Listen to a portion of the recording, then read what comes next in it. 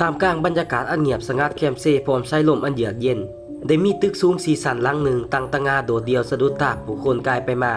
าด้วยเบิ่งจากภายนอกในยามกลางเว้นโรงแรมหลังนี้ยังคงความสวยงามด้วยบ่คิดว่าจะเป็นสถานที่ห่างใดโครงสร้างอ้อมหอบสภาพแข็งแรงและมีเสน่ห์ในแบบของมันบ่ต่างหยังกับรีสอร์ทหรูหราแคมเซ่ที่พร้อมจะเปิดรับท่องเที่ยวมาพักผ่อนหย่อนใจแต่ความจริงหลังความสวยงามก็เป็นเพียงภาพลวงตาเพราะทันทีดวงอาทิตย์ลับขอบฟ้าความสวยงามทั้งหมดจะถูกกลืนกินโดยความมืดอันเป็นตาย้านโรงแรมหลังนี้ถูกตัดขาดจากโลกภายนอกโดยสมบูรณ์ซึ่งรับประกันได้เลยบ่มีไฟฟ้าน้ำประปาและบ่มีสิ่งที่มีชีวิตใดอาศัยอยู่นอกจากเศษขี้ฝุ่นอันว่างเปล่าซึ่งได้กลายเป็นบ่อนห่างสมบูรณ์แบบพร้อมทิ่มความสงสัยให้ผู้คนว่าย้อนหยังทุกเทื่อที่ขี่รถหรือย่างกายและแนมเบิ่งจะหูสึกคนลุกอย่างบอกบ่ถูกเว้าโดยรวมทั้งตึกยังสวยงามแต่เป็นหยังจึงถูกปล่อยห่างซึ่งเป็นคำถามชาวบ้านแถวนั้นต่างหูดีกับบ่มีไผอยากเอ่ยถึงนั่นก็คือประวัติการเสียชีวิตถูกปลูกฝังไว้ที่นี่เรื่องเล่าสะเทือนขวัญของคนหนึ่งตกมาจากเสบียงสัน3กระทบใส่พื้นอย่างหุนแห้งพร้อมสิ้นลมหายใจไปพร้อมความลึกลับที่บ่มีไผหูว่าในค่ำคืนนั้นเกิดขึ้นหยังอยู่ถึงสัน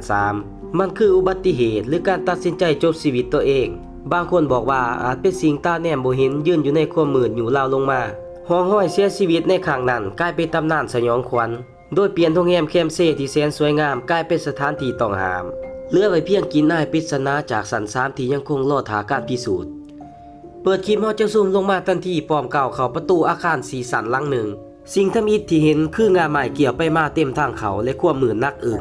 พร้อมกินอับสุ่มซืนของสากฮักเพศที่ถูกตัดขาดจากโลกภายนอกเป็นเวลาดนสภาพทางยางถือว่ายังดีแต่เพียงเต็มไปด้วยเศษขี้เหงื่อย่ายซาซ่ายแถบทุกบอนที่ราคาเบิ่งคือในอดีตทุกคนที่เคยอยู่แห่งนี้พากันแล่นหนีออกไปอย่างกระทันหันโดยบ่มีภัยคิดที่จะหวนกลับมาเก็บสิ่งของเหล่านั้นถึงจะเป็นกลางเว้นเห็นแจ้งทั่วถึงภายนอกโรงแรมโดยเมื่อได้หากสังเกตเห็นกกไม้ใหญ่พร้อมหูปั่นสีขาวเชื่อว่าหลายคนคงเกิดความหยาดภายในโตบรรยากาศลมพัดเบาๆพร้อมหูปั่นผสมประสานต้นไม้ใหญ่หับห้องถือใจสายร้อนเมื่อยางซองไฟสายตามห้องต่างๆที่เปิดประตูไว้ความร้อนแบบธรรมชาติก็คอยเฮ็ดเวียกกำแพงบางห้องถูกทาด้วยสีสันแปลกตาบ่ว่าจะเป็นสีเขียวสีเหลืองหรือสีแดงสดโดยในอดีตอาจเบิ่งสวยงามเต็มไปด้วยเสียงหัวเฮฮาของหนุ่มสาวแต่ปัจจุบันยามค่ำคืนภายใต้แสงไฟสาดใสสีสันเหล่านั้นกับบิดเบือนส่วนให้รู้สึกอึดอัดอย่างน่าประหลาดสิ่งที่ส่วนให้คนหัวลุกที่สุดคือแผ่นมนต์ติดอยู่เทิงฟ้าบางแผ่นแตกกระจายส่วนหลายยังคงสภาพดีทุกเทื่อย่างผ่านพร้อมแสงสะท้อนกับแว่นเหล่านั้นเฮ็ดให้เกิดเงาวูบวาบไปมาคล้ายคือมีไผบางคนกำลังยืนเบิ่งเฮาอยู่ทางหลังตลอดเวลาซึ่งมุมห้องบางจุดยังมีสิ่งของและเครื่องนอนถูกทิ้งไว้ในสภาพเปื้อนเปื้อนโดยเหตุให้หูทันทีว่ามีคนมาพักเช้าในยามกลางคืนโดยบ่ได้รับอนุญาตว่ารวมแล้วโรงแรมหลังนี้ยังคงสภาพสวยงามน่าดึงดูดเหมาะสมสำหรับพักเช้าซึ่งย้อนปรากฏการณ์บางอย่างจึงเฮ็ดให้เจ้าของวางใจบ่ล็อกประตูทางเขาถึงจะรู้ลาลายสันมีระดับเพียงใดผู้คนใกล้เคียงยอมหูดีประวัติความเป็นมาและบ่พากันก้าวขาเข้าสำรวจหลินอย่างเด็ดขาดย้อนกลับไปสมัยโรงแรมเปิดกิจการห้องพักอยู่สัน3ถือเป็นจุดเงียบสงบและวิวดีที่สุดก็ว่าได้และแล้วค่ำคืนหนึ่งบรรยากาศที่ควรสงบกับถูกทำลายโดยเหตุการณ์สะเทือนขวัญเสียงห้องโวยวายของชายขี้เมาดังทั่วสัน3และไม่เงียบลงท่ามกลางสายตาของผู้คนห่างกายล่าวก็ทั่วพื้นซีมั่งอย่างจ้างพร้อมคอหักแขนขาบิดเบี้ยวปีถูบและเลือดไหลนองเต็มเดินโดยสิ่งที่เห็นให้ทุกคนเห็นภาพลืมบ่ลงแมน